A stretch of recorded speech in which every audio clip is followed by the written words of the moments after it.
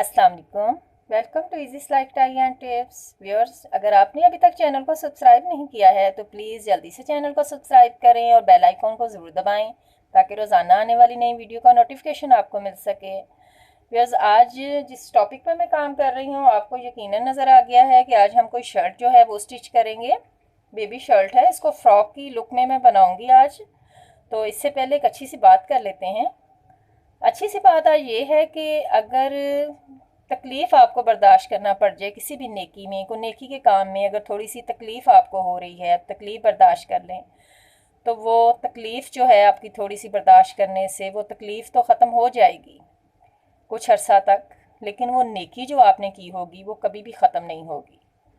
यकीनन नेकियां जो हैं ये रायगा नहीं जाती हैं, ज़ाया नहीं होती हैं। तकलीफ़ जो है ये तो आनी जानी सी चीज़ें हैं, तकलीफ़ें आती हैं और फिर ये चली जाती हैं। तो नेकी के लिए अगर थोड़ी सी तकलीफ़ भी बर्दाश्त करनी पड़े तो ज़रूर कर लेनी चाहिए, क्योंकि नेकियां जो हैं जो हमेशा ज़िंदा रहती हैं और तकलीफ़ जो है ये हमेशा के लिए नहीं होती है, ख़त्म हो जाती है। तो चलें सबसे पहले हम वीडियो पर काम कर लेते हैं और वीडियो का स्टार्ट करते हैं। बस मैंने ये जो मोटिव है, ये कढ़ाई वाला जो एम्ब्रॉयडर्ड मोटिव है, ये मैंने बाज़ार से लिया था, तकरीबन कोई 50 रुपीज़ का था। इसको मैंने एक शर्ट पर जो है वो अटैच करवाया है इस तरीक़ा से,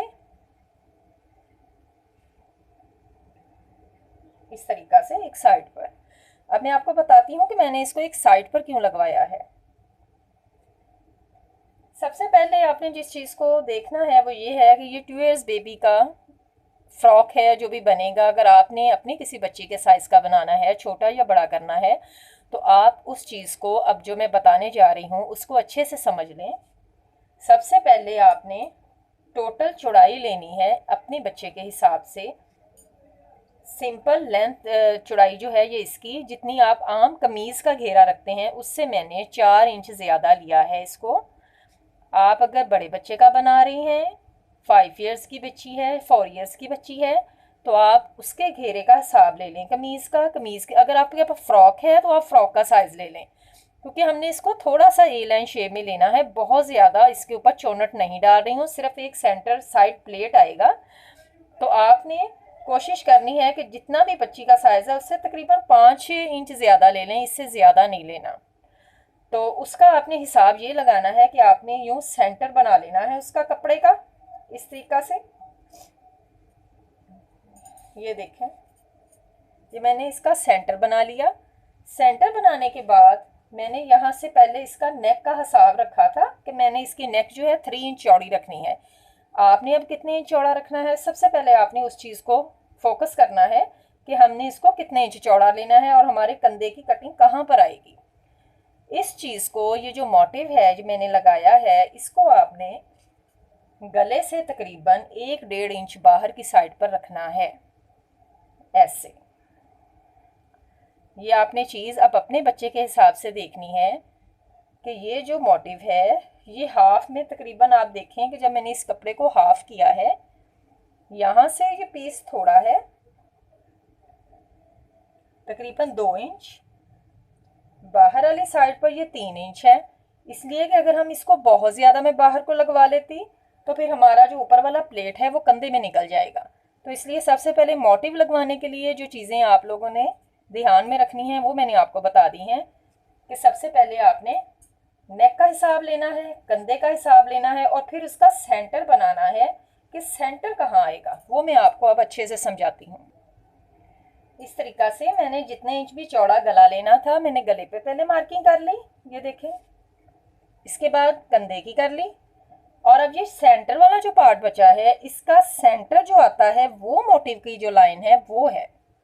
अब मैं इसमें निशान इसलिए नहीं लगाऊंगी क्योंकि ये फ्रंट साइड है, तो अगर मैं इसमें निशान लगाऊंगी तो वो फिर शायद उतरेगा भी नहीं, लेकिन मैं आपको यूं दिखाती हूँ इस तरीक़ा से। ये इसका सेंटर और ये इसका सेंटर है, ये देखें। इस तरीक़ा से आपने मोटिव को जो है वो आपने सेट करवाना है। उसके बाद अब हमने क्या करना है, ये जो सेंटर पार्ट बचा है यहाँ हमने छोटा सा एक कट लगा लेना है। कट लगाने से पहले मैं इसको इसी तरह से इस प्रेस के साथ इसको पहले यूं अच्छे से प्रेस कर लेती हूँ।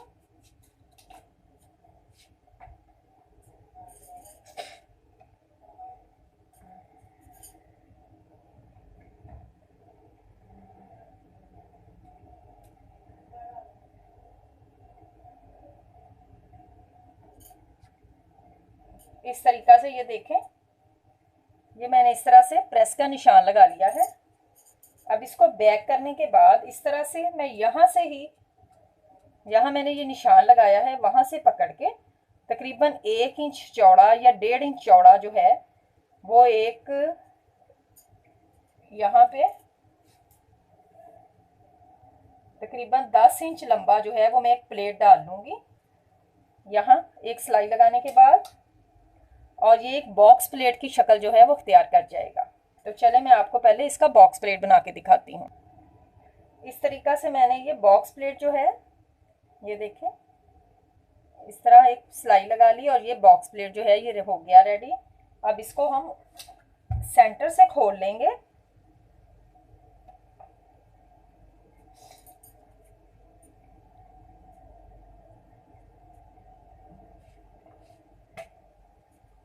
याद रखें, ये जो मैंने आपको पहले तरीका बताया है मोटिव लगाने का कि आपने किस तरह से कंधे का हिसाब लगना है, ये मोटिव लगवाने से पहले होता है हिसाब। ये वाला हिसाब आपने मोटिव लगवाने से पहले लगाना है। जब स्टिचिंग का टाइम आएगा फिर प्लेट आपने उसी हिसाब से डालना है जिस हिसाब से हमने मोटिव लगवाया है।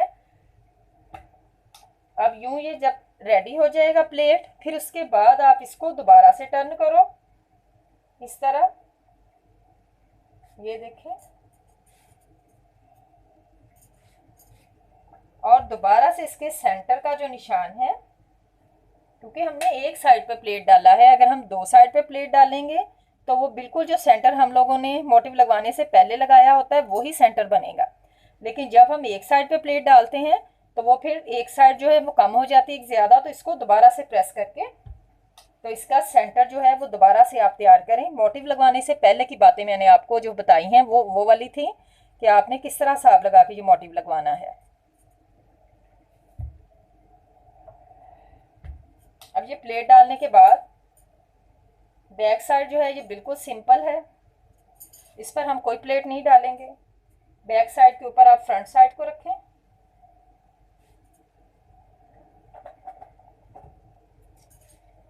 इस तरह, और अपने हिसाब से जितना आपके बच्चे का कंधा है, जिस तरीके से भी आपने काटना है, इसकी पहले आप कटिंग कर। इस तरीका से आपने निशान लगाया, निशान लगाने के बाद आप इसकी कटिंग कर लो।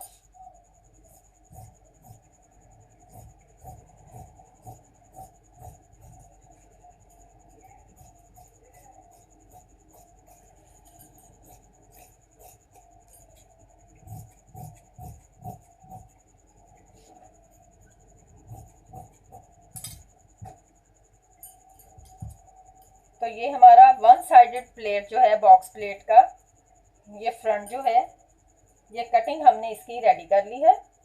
अब हम इसकी खाली जो है नेकलाइन बनाएंगे और सिंपल जो बाजू पे पाइपिंग करेंगे। तो आज की वीडियो में मैंने आपको कटिंग बता दी है, तो कल की वीडियो में इंशाल्लाह हम इसी फ्रॉक की स्टिचिंग भी करेंगे।